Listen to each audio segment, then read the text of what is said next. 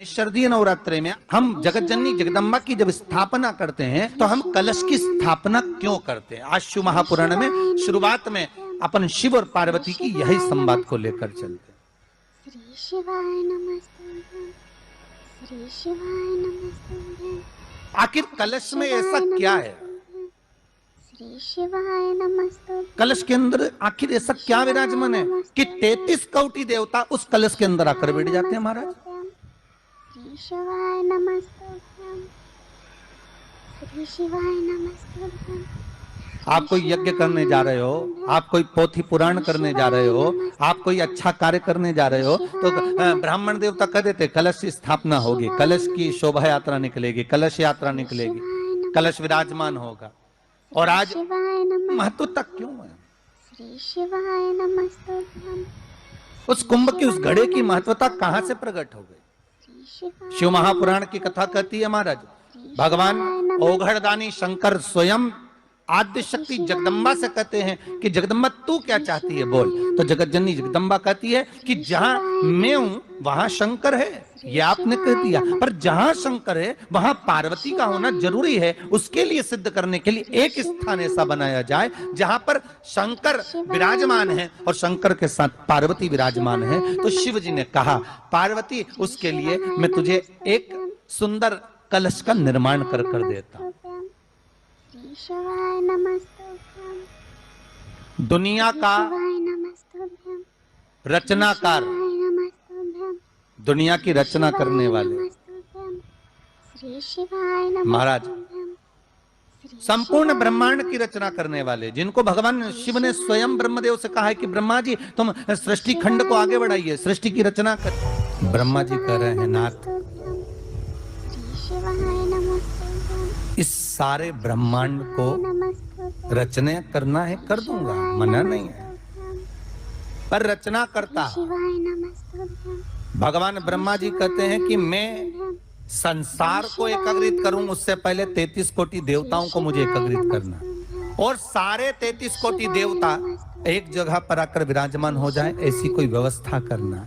शंकर भगवान ने कहा बनाओ ब्रह्मदेव, तुम निर्माण करो। ब्रह्मा शास्त्र कहता है कि भगवान शिव स्वतः, शंकर तो शंकर है, भगवान शंकर ने एक मट्टी का सुंदर सा भाग ढेला एकत्रित करा, उस ढेले से भगवान ने एक सुंदर कुंभ का निर्माण करा, एक सुंदर कलश का निर्माण करा।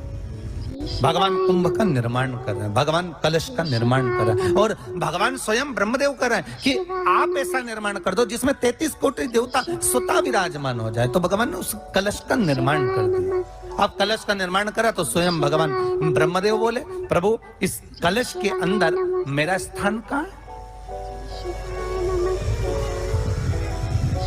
मेरा स्थान कहाँ है?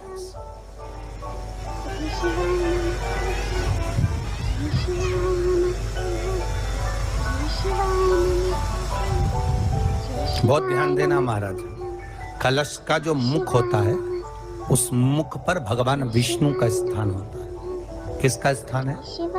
भगवान विष्णु का। थोड़ा सा नीचे आओगे जहां से कलश का मुख दबा हुआ होता है वह जगह भगवान स्वयं शिव की होती है। किसकी जगह है? भगवान शंकर की।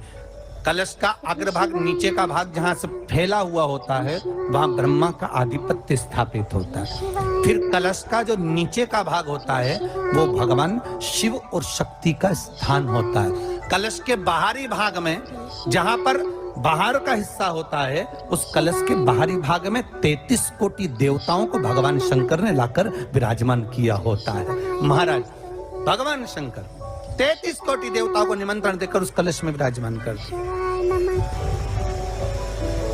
कितना सुंदर लिखा है देवी भागवत के अंदर कि जहां कलश की स्थापना होती है उस जगह पर किसी देवताओं को बुलाने की जरूरत नहीं होती। 33 कोटि देवता उस जगह पर स्वतः विराजमान हो जाते हैं। स्वयं 33 कोटि देवता स्वयं वहां विराजमान। अब कलश मेरा प्रतिबिंब है ये तो कहा, भगवान शिव की कथा कर रही है। ओगड़दानी त्रिकालदर्शी कैलाशी शंभु के पास में उस समय पर कामदेव की धर्म पत्नी रति भी है, जिसके नयनों में जल भरा हुआ। शिवाय नमः। शिव जी ने पूछा, बोलो रति, आप और यहाँ जब आपका पति जलकर भस्म हुआ तो हमने वर दिया था आपके पति को कि ये भगवान कृष्ण का पुत्र बनकर मिलेगा आपको, फिर क्यों आप यहाँ पर आई हो, क्या हो गया ऐसा? प्रभु, बात इतनी सी है कि मेरा पति जब आपके नेत्रों की ज्वाला द्वारा जलकर भस्म हो रहा था, उस समय पर वो आम के पेड़ पर बैठा हुआ था। आम के पेड़ पर मेरा पति बैठा हुआ था, उसके चक्कर में वो आम का पेड़ भी जला। तो वो आम का पेड़ जो जला, उसने मुझसे कहा है कि पति का तो उद्धार हो गया, पर हमारा उद्धार कैसे? अब देखिए, कई लोग कहते हैं प्रश्न करने वाले पीछे नहीं हटते महाराज, बहुत प्रश्न करते हैं और प्रश्न कर कर पूछते हैं, गुरुजी ये कलश के ऊपर आम के पत्ते क्यों लगते हैं? उसका उत्तर है, ध्यान दीजिए। प्रश्न बहुत है तो उसके उत्तर भी बहुत है, बस उसको समझने वाला चाहिए। और आप लोगों को तो आज बहुत बहुत भगवान ने कृपा करी है, जो आप पहले दिन ही कलश स्थापना होती और पहले दिन ही आपको ये ज्ञान हो जाए कि बच्चे पूछे कि कलश क्यों रखा जाता है, कलश के ऊपर आम के पत्ते क्यों लगाए जाते हैं, कलश के ऊपर नारियल क्यों रखा जाता है, कलश के ऊपर 9 बार मोली क्यों बांधी जाती है, मोली मतलब लच्छा नाड़ा 9 बार क्यों लपेटा जाता है नारियल के ऊपर, कलश के ऊपर जब रखते हैं।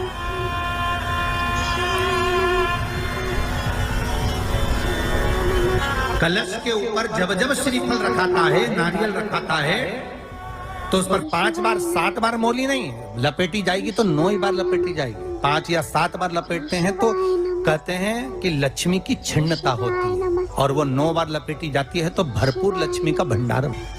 भगवान बोले, अब आप आई हो रति, ठीक है, मांगो क्या चाहिए, बस इतनी कृपा कर दीजिए कि आम के वृक्ष का भी उद्धार कर दो।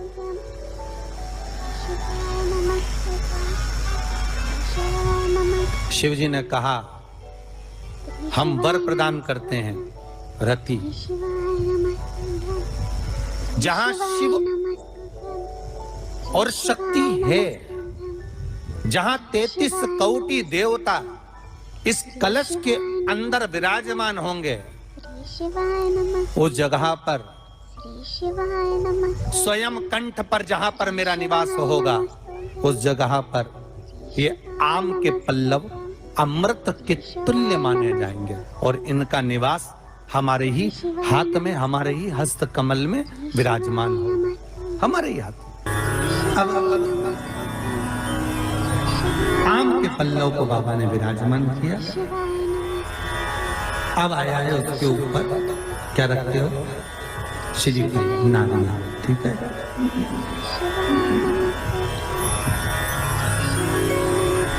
नारियल कौन, अब उसका भी प्रसंग शिव महापुराण में, स्कंद पुराण में बड़ा सुंदर है, ठीक है।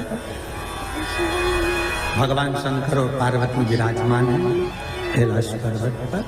भगवान शिव के मन में बात आई, शंकर भगवान ने मां पार्वती जी से कहा, हे जगत धात्री। हाँ प्रभु बोलिए, सुनो। तो देवी भागवत में आता है कि जिस जगह पर शंकर भगवान ने पार्वती से एक बात कही कि हमारा मन है कि हम दोनों बालकों की परीक्षा लें, और पार्वती जी ने जब भगवान शिव से कहा कि बच्चों की परीक्षा क्यों लें, संतान अपनी है और इनकी परीक्षा हम क्यों लें, किस आप मत करो परीक्षा, मत करो, शिव तो शिव है। बुला लिया कार्तिकेय को, गणेश जी को बुलाकर कहा, बुलाकर बोले, जो पृथ्वी की परिक्रमा पहले कर कर आए वो प्रथम गिनती में पूजा जाएगा, प्रथम भाग उसको पूज्य होती है, ठीक है। जाओ परिक्रमा कर कर आओ। अब गणेश जी महाराज बैठ गए चूहे पर, कार्तिकेय बैठ गए मोर पर। कार्तिकेय घर के बड़े थे, उनको ये बात भान नहीं, उनको ये बात का ज्ञान था। तो कार्तिकेय जी ने कहा अगर माता पिता का कहना नहीं मानेंगे तो अच्छा नहीं लगेगा। तो कार्तिकेय जी तुरंत मोर पर चढ़कर और परिक्रमा करने निकल गए। अब गणेश जी तो चूहे को बुलाए, फिर चूहा भग गया, फिर पकड़ के लाए, फिर चूहा भग गया। अब उन्होंने चूहे पर बैठ गए, बैठकर जैसे चले शंकर जी के पास में तो शिव जी को प्रणाम कर कर कहा पिताजी परिक्रमा करने जा रहा हूं। शंकर बोले जा। अब इनको क्या मालूम था कि यहीं लगा लेगा। गणेश जी से पूछा कि तुमको भेजा था कि तुम पृथ्वी की परिक्रमा करने जाओ, तो तुम ये क्या कर रहे हो। गणेश जी बोले पिताजी शांत रहिए और परिक्रमा लगाने दीजिए। और परिक्रमा लगाई गणेश जी महाराज ने, एक नहीं 3 और 3 परिक्रमा लगा के सामने खड़े हो गए। पिताजी वर दीजिए। पिताजी ने पूछा काय का वर। पृथ्वी की परिक्रमा करके आया। शंकर भगवान बोले बता मेरे आजू बाजू घूम लिया, पृथ्वी की परिक्रमा कर लिया। परिक्रमा लगा कर आकर खड़े होकर के आशीर्वाद दे दो। तो पूछा आशीर्वाद क्यों, तो कहा प्रभु हमने परिक्रमा करी। तो शंकर भगवान बोले आजू बाजू घूम लिया और क्या परिक्रमा कर, इसको कोई परिक्रमा करते हैं। गणेश जी बोले और नहीं तो माता पिता में आकाश, माता पिता में पाताल, माता पिता में पृथ्वी, सब तो माता पिता में ही और सब माता पिता में, इसलिए आपकी लगा ली सबकी हो गई। शंकर जी खुश हो गए, शंकर जी ने आशीर्वाद दे दिया। अच्छा तो शंकर भगवान ने तुरंत वर दे दिया, प्रथम गिनती में तुम गिने जाओगे तथास्तु। पार्वती जी को तो मालूम ही नहीं पड़ा कि कब वर दे दिया, तो पार्वती जी तो खड़ी हो जाए। अब आ गए कार्तिक ने आकर कहा दंडवत करता हूं पिता, प्रणाम।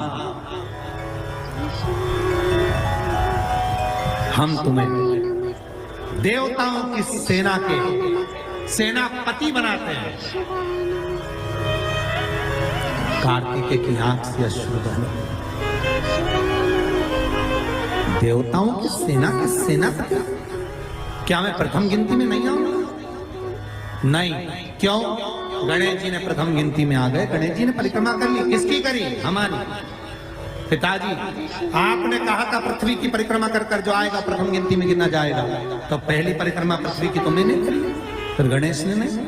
पार्वती जी उड़ गई, क्या बात है कार्तिकेय ने कहा माँ पिताजी ने गलत निर्णय दे दिया। क्या गलत निर्णय दिया? गणेश जी को प्रथम गिनती में दे दिया और मैं परिक्रमा कर कर आया। सारी बात मालूम पड़ गई कि गणेश जी ने चूहे पर बैठकर शंकर पार्वती की परिक्रमा करी, ये हुआ वो हुआ, सब मालूम पड़ गया।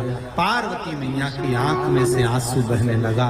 पार्वती उठकर खड़ी होकर शंकर भगवान से बोली प्रभु बहुत भोले हो आप, इसलिए आपका नाम भोला शंकर है।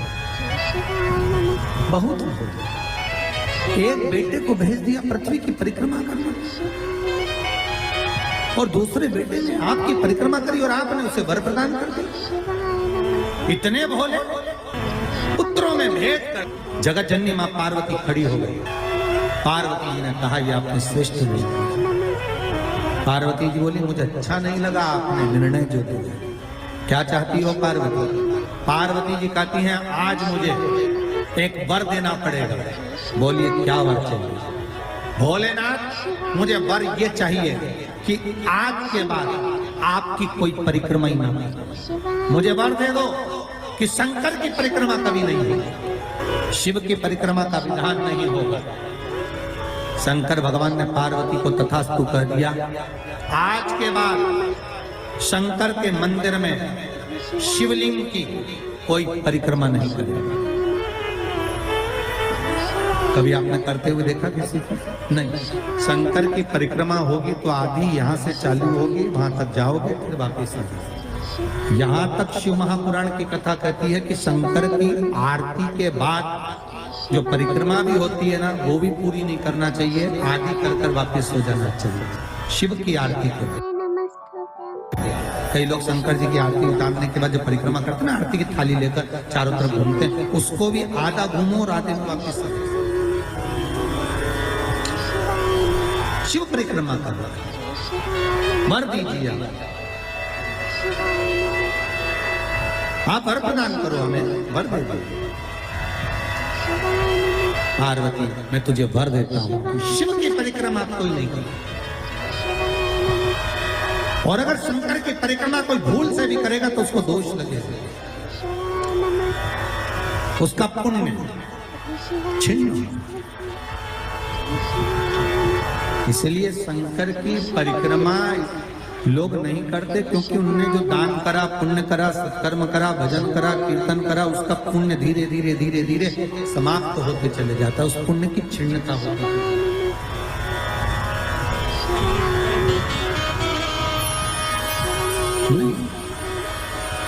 पार्वती जी बोली, प्रभु हमें मेरा निवेदन स्वीकार करेंगे?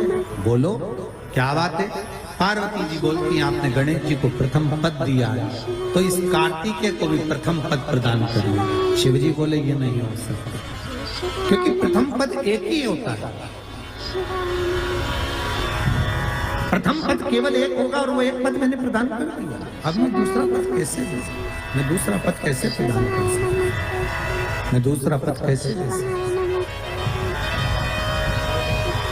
पार्वती, एक काम हो सकता है, बोलिए प्रभु। मैं कार्तिकेय को कुछ ऐसा बना देता हूं कि जहां पर गणेश प्रथम पद में रहेगा तो ये कार्तिकेय भी प्रथम पद में पूजा जाएगा। बना दीजिए। भगवान शंकर ने कार्तिकेय को श्रीफल का निर्माण कर दिया। स्कंद पुराण में क्या बनाया है? श्रीफल, नारियल। ये नारियल किसका प्रतिबिंब है? तो कहा ये कार्तिकेय जी का प्रतिबिंब है। किसका प्रतिबिंब है? कार्तिकेय जी का। तो गणेश जी की पूजन जो कलश के रूप में होती है, तो उसके ऊपर जो श्रीफल रखाता है वो स्कंद देव है, कार्तिकेय है। वो स्कंद देव, वो कार्तिकेय। सारे ग्रहों को शांत करने के लिए, कार्य को सिद्ध करने के लिए, कार्य की सफलता के लिए, व्यक्ति की मनोकामना पूर्ण करने के लिए कलश के ऊपर क्या रखा जाता है? जम के बोलिए, नारियल, श्रीफल रखा जाता है, जो कार्य की सफलता प्रदान। श्री शिवाय नमः।